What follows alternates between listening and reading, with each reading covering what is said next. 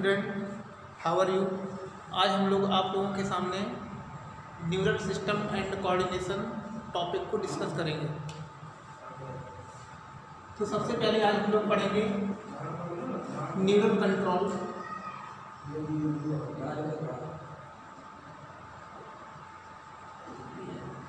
Neural control हम लोगों को पता है कि जो नर्वस सिस्टम होता है वो बना होता है नर्वस टिश्यू का, और नर्वस टिश्यू में 2 टाइप की सेल्स होती हैं। एक तो होता है न्यूरॉन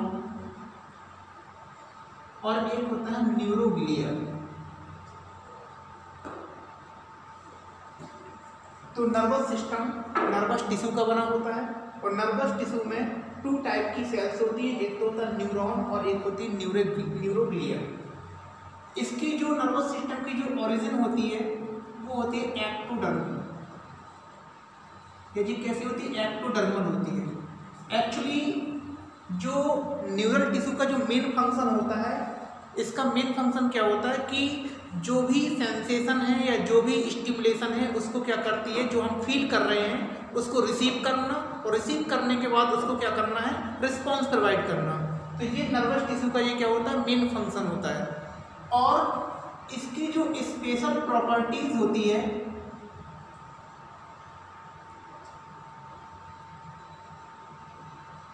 नर्वस सिस्टम या नर्वस टिश्यू की जो स्पेशल प्रॉपर्टीज होती है वो क्या होती है? एक तो होती है कंडक्टिविटी, और सेकेंड होती है एक्साइटेबिलिटी। लेकिन मसल्स में क्या होता है? एक तो कंडक्टिविटी होती है, ठीक है, और दूसरा क्या होता है, कंडक्टिविटी के बाद उसमें स्ट्रेचबिलिटी होती है, ठीक है, कॉन्ट्रैक्शन एंड रिलैक्सेशन की प्रोसेस होती है। तो इसके ये 2 स्पेशल कैरेक्टर होते हैं, एक तो कंडक्टिविटी होती है, एक तो होती है एक्साइटेबिलिटी। एक्साइटेबिलिटी, कोई भी स्टिमुलेशन आया तो जो भी हमारी रिस्पॉन्स है वो क्या हो गया, एक्साइट हो गया, और एक्साइट होने के बाद वो कहाँ जाता है, रिस्पॉन्स हमारी कंडक्ट हो जाता है अदर सेल्स में। तो ये इसकी स्पेशल प्रॉपर्टीज है।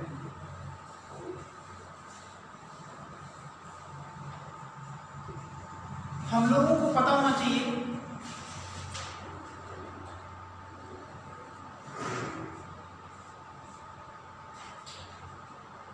कि जो नर्वस सिस्टम होता है ये 2 सेल से मिलकर बनता है, या 2 टाइप का होता है। एक तो होता है इसमें न्यूरॉन, और दूसरा भी मैंने बताया था neuroglia.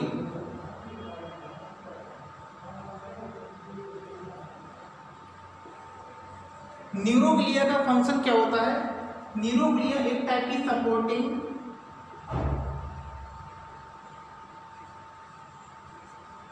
Repairing and protective part होता है।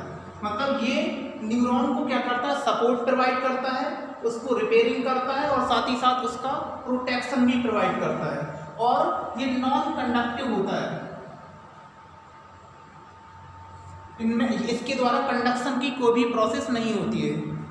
लेकिन जो न्यूरॉन होता है ये नर्वस टिश्यू का 33% पार्ट बनाता है, और जो न्यूरोग्लिया होता है ये 67% पार्ट बनाता है नर्वस टिश्यू का। तो ये नर्वस टिश्यू का 1/2 पार्ट बनाता है, और ये न्यूरोग्लिया जो होता है 67% ये क्या करता है, पार्ट बनाता है। और जो न्यूरॉन होती है ये नर्वस सिस्टम की स्ट्रक्चरल एंड फंक्शनल यूनिट होती है। तो ये नर्वस टिश्यू की स्ट्रक्चरल एंड फंक्शनल यूनिट होती है, जिसको हम लोग बोलते हैं न्यूरॉन। न्यूरॉन के 2 पार्ट होते हैं।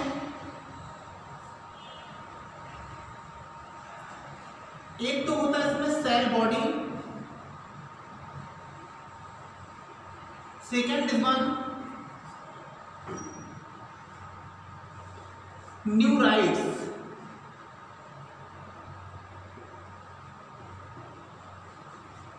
तो एक तो न्यूरॉन के 2 पार्ट्स हैं, एक तो सेल बॉडी है, एक है न्यूराइड्स। न्यूराइड्स क्या कहलाता है? प्रोजेक्शन फॉर्म ये सेल बॉडी के क्या होते हैं, प्रोजेक्शन होते हैं, that is called neurites. It has two type, single को बोलेंगे हम लोग डेंड्रॉन,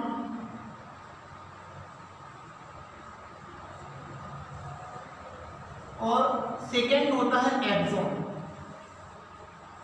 एक होता है डेंड्रॉन और एक होता है एक्सॉन।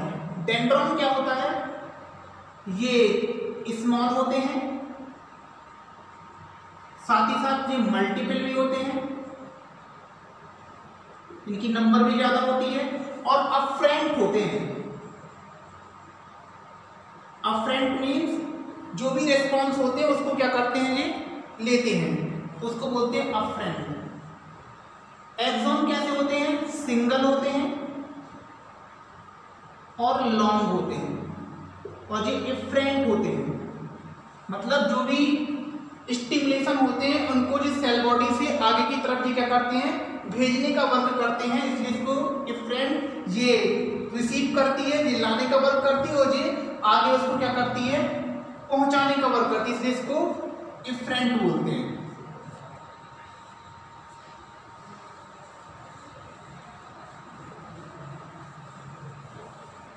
जैसे हम एक न्यूरॉन की स्ट्रक्चर देखें,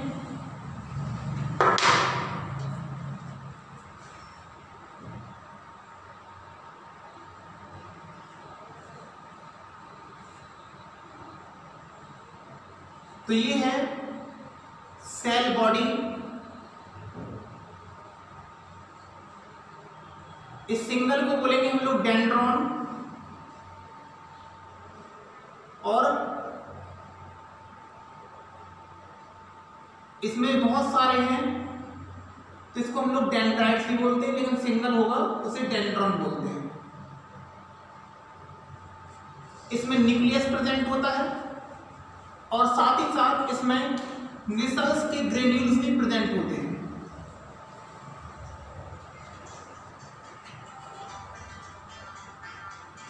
निसल्स ग्रेन्यूल,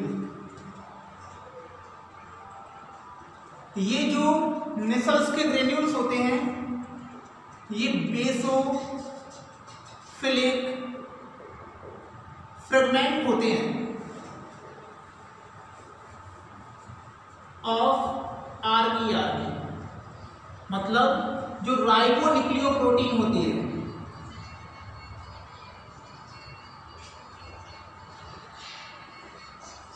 तो जो निसल्स के ग्रेन्यूल्स होते हैं ये बेसोफिलिक फ्रेगमेंट होते हैं आरईआरके, मतलब राइबोन्यूक्लियोप्रोटीन के, और इनका जो फंक्शन होता है वो क्या होता है, प्रोटीन सिंथेसिस।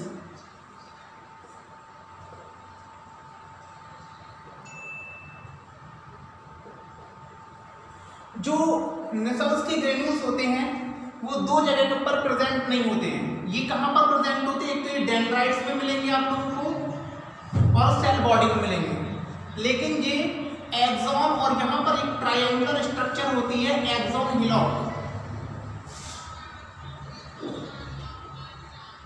यहां पर ये क्या होते हैं, एब्सेंट होते हैं। तो ये एक्सॉन हिलॉक में और एक्सॉन में ये क्या होते हैं, एब्सेंट होते हैं। कौन, निसल्स के ग्रेन्यूल्स।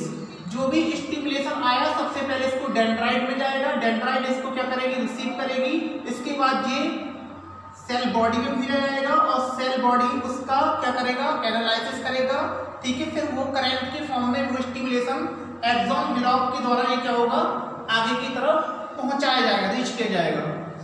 अब एक्सॉन की जो मेम्ब्रेन होती है इसको बोलते हैं एक्सोलेमा। एक्सोलेमा, इसके अंदर जो साइटोप्लाज्म होता है, इसके साइटोप्लाज्म को बोलते हैं एक्सोप्लाज्म। एक्सोप्लाज्म। और एक्सॉन टू टाइप के होते हैं, एक तो होता माइलिनेटेड और एक होता नॉन माइलिनेटेड। तो एक्सॉन टू टाइप के होते हैं, एक होता माइलिनेटेड एक्सॉन और सेकंड होता नॉन माइलिनेटेड एक्सॉन। जो माइलिनेटेड एक्सॉन होता है उसमें माइलिन का इन्वलप होता है, जिनका सेक्रीशन होता है स्वान सेल से। Secrete by Schwann cell. तो ये माइलिन शीथ है जो सेक्रेट किससे हुई है? श्वान सेल से। श्वान सेल, तो श्वान सेल से इसका क्या होता है? सेक्रीशन होता है, ठीक है। और किसमें? Peripheral nervous system, peripheral nervous system. लेकिन जो सेंट्रल नर्वस सिस्टम होता है, सेंट्रल नर्वस सिस्टम में जो सेक्रीशन होता है वो किससे होता है? ओलिगो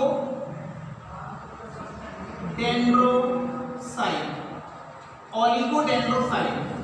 और पेरिफेरल नर्वस सिस्टम में श्वान सेल के द्वारा माइलिनेटेड शीथ का क्या होता है? फॉर्मेशन होता है। लेकिन सेंट्रल नर्वस सिस्टम में जो माइलिनेटेड शीथ का फॉर्मेशन होता है वो किसके द्वारा होता है? ओलिगोडेंड्रोसाइट के द्वारा।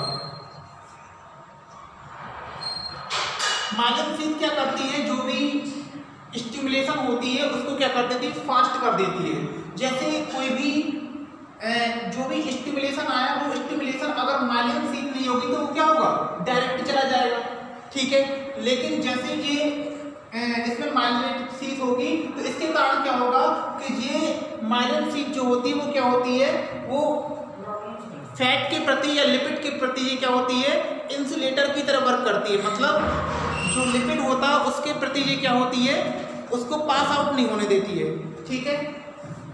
तो जिस स्थान पर ये गैप पाए जाते हैं जहां पर माइलिन शीथ का एनवेलप नहीं पाया जाता है इसको बोलते हैं node of Ranvier, node of Ranvier बोलते हैं, ठीक है। अब इसका जो लास्ट एंड होता है इसको बोलते हैं टेलोडेंड्रिया या एक्सॉन टर्मिनल भी बोलते हैं। इसमें कुछ पार्ट जो होते हैं वो क्या हो जाते हैं? सेलेक्ट हो जाते हैं। इसको एक्सॉन वर्ग बोलते हैं। इसी में क्या होती है? कुछ वेसल्स वगैरह होती है, वो हम लोग आगे चल करके क्या होंगे? पढ़ेंगे। Thank you. अब नेक्स्ट हम लोग टॉपिक पढ़ेंगे।